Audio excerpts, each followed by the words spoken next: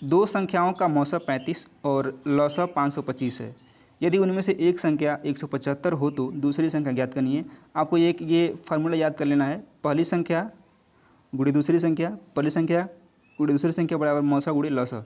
अब देखिए, मौसा दिया है 35, लौसा दिया है 525 और एक संख्या यानी कि पहली संख्या आपको दी हुई है 75। तो क्या करना है, इसी फार्मूले आप रखेंगे तो इस तरह का कोई भी दुनिया का सवाल होगा तो आपके सामने निकल के आ जाएगा। तो देखिए, पहली संख्या क्या है 175 है, 175 लिखेंगे।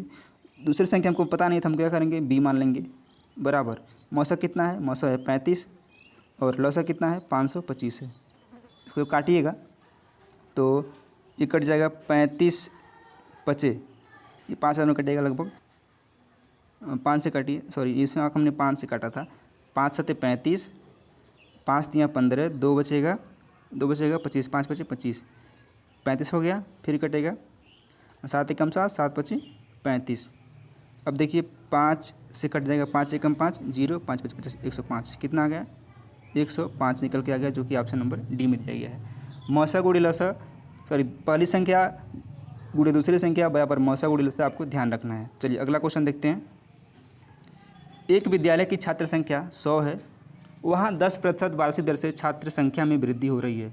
2 वर्ष बाद वहाँ की छात्र संख्या कितनी होगी। ये क्वेश्चन आपने देखा होगा इसके पहले वाली वीडियो में, और हमने इसको इसीलिए रखा है क्या, ताकि इससे आपका कंसेप्ट क्लियर हो जाए और जब भी इस तरह का सवाल आपको देखने को मिले तो आप जो है इसको आसानी से इसको सॉल्व कर सकते हैं। देखिए, एक विद्यालय की संख्या 100 है, तो 100 मानिए 100 हो गया, वहाँ 10% वार्षिक दर से लगातार वृद्धि हो रही है। तो क्या 10% बढ़ेगा, संख्या अपने आप में 100% होता है, ठीक है। तो 100 में जब 10 आप जोड़ेंगे तो कितना 110 हो जाएगा ना, तो 110 हो जाएगा, ठीक है। यही इस तरह से आपको लगाना है। तो पहले वर्ष कितना हुआ, पहले वर्ष हुआ 110, 110 और बटे 100।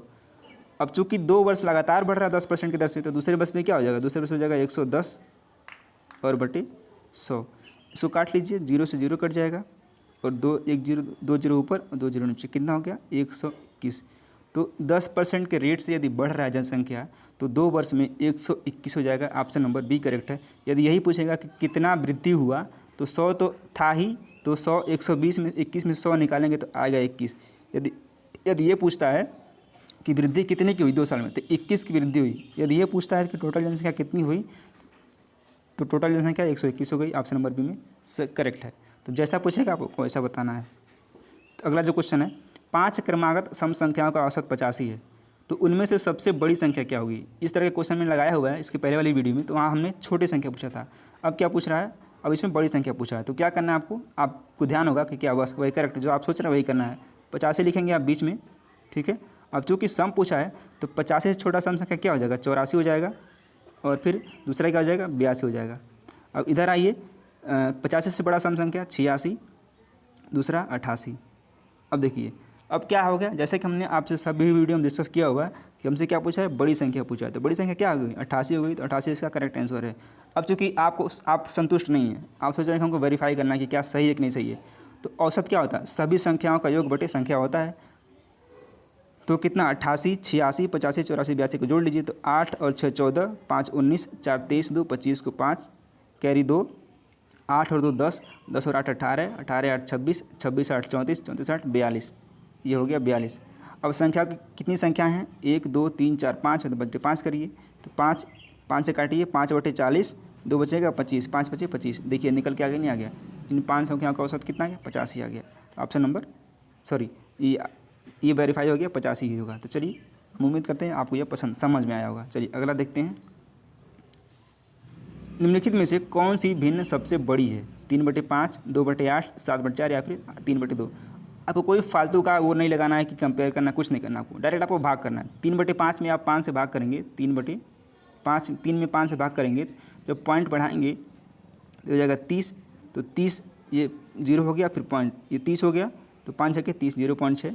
उसी तरह से 2/8 करेंगे, पॉइंट बढ़ाएंगे तो 20 होगा, तो 0.20 होगा, तो 8 दूनी 16, 4 बचेगा, 40 8 बचे 40, 7/4 निकालिए, 7/4 और क्या हो जाएगा 4 एकम 4, 3 बचेगा, नहीं जाएगा, पॉइंट बढ़ाएंगे 0 बढ़ाएंगे 30 हो जाएगा, 4 7 28, 2 बचेगा, फिर 0 बढ़ाएंगे 4 5 20, 1.75, 3/2 करेंगे,